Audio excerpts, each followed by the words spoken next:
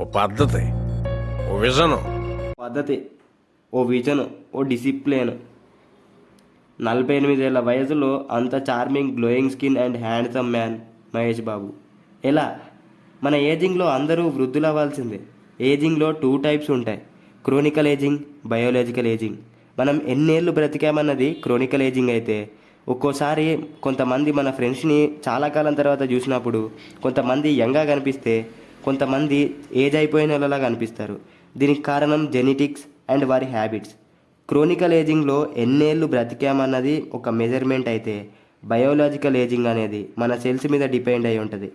మన cells old అవ్వకుండా ఉండాలంటే వాటికి న్యూట్రియంట్స్ అందించాలి. విటమిన్ ఈ దీంట్లో మెయిన్ రోల్ ప్లే చేస్తుంది.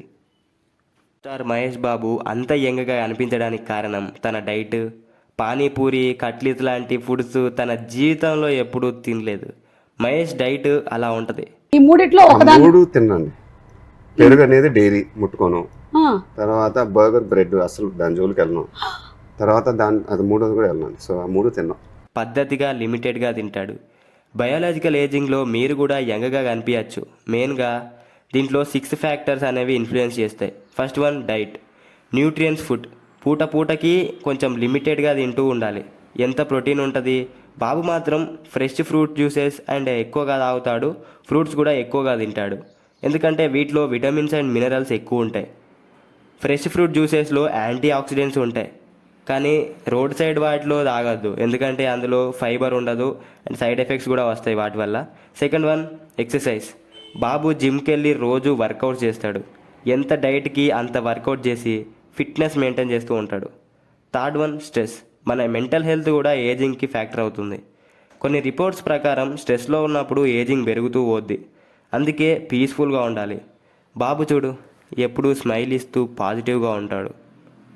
అది యాక్చువల్గా దాని కథ ఏంటంటే, I don't smoke, I don't encourage smoking also. అదొక ఆయుర్వేదిక్ వీడి. So it was made out of clove leaves. స్మోకింగ్తో క్యాన్సర్తో పాటు lung diseases, COPD diseases, age పెంచే సైడ్ ఎఫెక్ట్స్ కూడా వస్తాయి. బాబు అందుకే సిగరెట్లు కూడా ఊరికే పొగచ్చేవి హెల్దీ సిగరెట్స్ని ఇంపోర్ట్ చేసుకొని తాగుతాడు. Sleeping habits. మంచి స్లీప్ ఉండాలి. అలా అని ఓవర్ స్లీప్ ఉండకూడదు, స్మాల్ స్లీప్ వద్దు. సఫిషియంట్ స్లీప్ ఉండాలి. Sixth one, physical environment.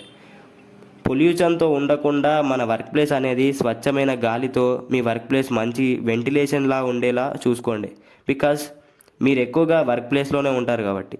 ఒక గ్రాసరీ స్టోర్కి వెళ్తే చాక్లెట్లు, బిస్కెట్లు, బ్రెడ్లు, జాములు కొనకుండా న్యూట్రియంట్స్ ఉన్న ఫుడ్ని కొనండి.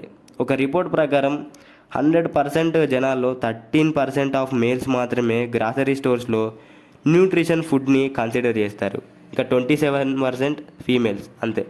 ఇంకా కిరాణం కొట్టుకి వెళ్తే అబ్జర్వ్ చేయండి, హెల్దీ ఫుడ్ కంటే జంక్ ఫుడ్ ఎక్కువ ఉంటుంది. ఇది హెల్త్ని షెడ్కి తీసుకెళ్తుంది, కానీ రీటైలర్ షాప్లో ఇవే అట్రాక్ట్ చేస్తాయి. మహేష్ బాబు గారు diet, exercise and mental health ఎప్పుడూ మంచిగా మెయింటైన్ చేస్తారు. Limited food with nutrients, workouts and ఎప్పుడూ పాజిటివ్గా ఉండడాన్ని నమ్ముతాడు. ఓవర్సీస్కి కింగ్, పాన్ ఇండియాలో కూడా రికగ్నైజ్ చేయగలిగే హీరో మహేష్ బాబు. తన జెనెటిక్స్ వల్ల కూడా అంత గ్లామరస్గా ఉంటారు. లైక్ కృష్ణ గారు చారిటీ వర్క్స్లో కూడా 1000+ పిల్లలకి హార్ట్ సర్జరీస్ చేయించారు. తన 30% ఇన్కమ్ చారిటీస్కి ఇస్తారు. Vimal and advertises like Thums Up లాంటివి చేస్తారు. వీటి వల్ల క్రిటిసిజం ఉంటుంది, బట్ ఆ ఇన్కమ్ కూడా చారిటీస్కే పోద్ది. అఫేర్స్ అండ్ కాంట్రవర్సీస్లో అసలు ఇన్వాల్వ్ అవ్వడు. Happy family gentlemen.